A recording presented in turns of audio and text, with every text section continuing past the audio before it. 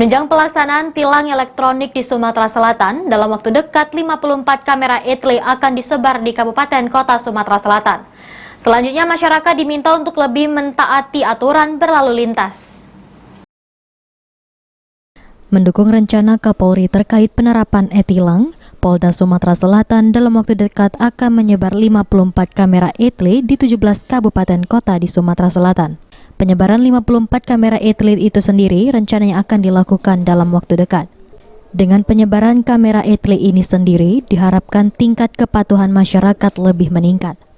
Selain penerapan e-tilang, polisi lalu lintas juga masih menerapkan tilang manual, khususnya bagi pengendara yang berpotensi melakukan pelanggaran lalu lintas.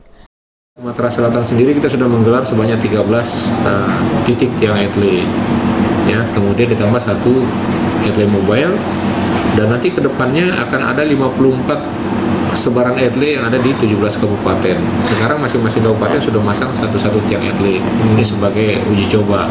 Oh, jadi nanti ada penambahan, Pak? Bukan penambahan, memang program itu yang diajukan oleh masing-masing kabupaten. Oh, gitu. Nah, jadi masing-masing kabupaten itu mengajukan ada berapa, ada yang Polrestabes 7, mungkin Muba dia ada 2, ada juga mungkin beberapa yang lain yang saya tidak punya data konkretnya, tetapi keseluruhannya ada 54, nah, ditambah dengan 13 yang ada di. Sejauh ini untuk kamera etle sendiri milik Polda Sumatera Selatan ada 14 unit termasuk 1 kamera etle mobile, serta di kabupaten kota ada 1 kamera etle. Firman Hidayat, PAL TV.